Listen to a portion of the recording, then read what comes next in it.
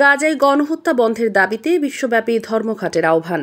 গাজায় চলমান ধ্বংসযজ্ঞ ও প্রাণহানির বিরুদ্ধে কঠোর অবস্থান নিয়েছে যুক্তরাষ্ট্রভিত্তিক দুটি সংগঠন new York health care workers for Palestine এবং ডক্টরস এগেইনস্ট জেনোসাইড। তারা বিশ্বব্যাপী ধর্মঘটের ডাক দিয়েছে যাতে গাজার এই মানবিক বিপর্যয়ের প্রতিবাদে সবাই একযোগে রুখে দাঁড়ায়। এই আহ্বানের অংশ হিসাবে সোমবার নিউ ইয়র্কে জাতিসংঘের প্রধান কার্যালয়ের সামনে স্থানীয় কর্মীরা জড়ো হয়ে বিক্ষোভ করেন। এটি কেবল শুরু, তারা চান বিশ্বের প্রতিটি কোণে এই প্রতিবাদ ছড়িয়ে পড়ুক। Health care workers for Palestine তাদের ইনস্টাগ্রামে লিখেছে, গাজায় গণহত্যা বন্ধ করতে আমরা বিশ্বব্যাপী ধর্মঘটের আহ্বান জানাচ্ছি। শিক্ষা প্রতিষ্ঠান, কর্মস্থল সবকিছু বন্ধ রেখে আমাদের এই লড়াইকে সফল করতে হবে। এখনই পদক্ষেপ নেওয়ার সময়।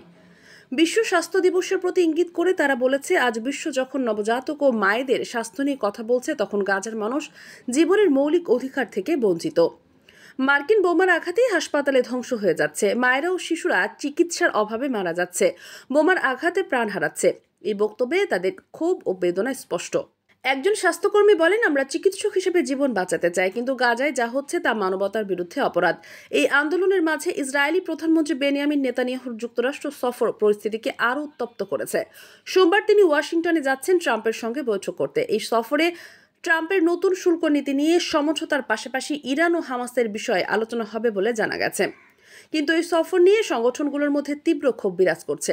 আন্তর্জাতিক অপরাধ আদালত ঘোষিত যুদ্ধাপরাধী নেতানিয়াহুর সঙ্গে হোয়াইট হাউসের বৈঠককে তারা বিচারের পরিহাস হিসাবে দেখছেন।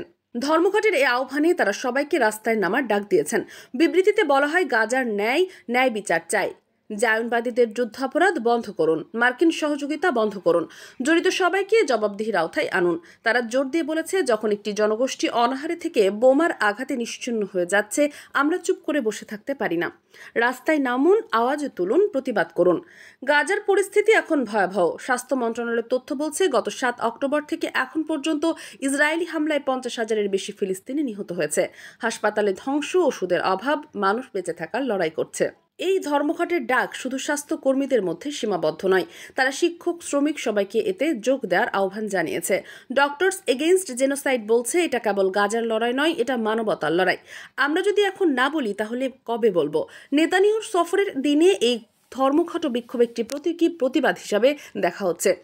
নিউ ইয়র্কের বিক্ষোভে শত শত মানুষ জড়ো হওয়ার প্রত্যাশা করা হচ্ছে। একজন কর্মী বলেন, আমরা জাতিসংঘের সামনে দাঁড়িয়ে বলতে চাই, এই গণহত্যা বন্ধ করুন। এই আন্দোলন বিশ্বের অন্যান্য শহরেও ছড়িয়ে পড়েছে। সংগঠনগুলো বলছে, এটি একটি দিনের জন্য নয়, আমরা চাই পুরো বিশ্ব গাজার পাশে দাঁড়াক।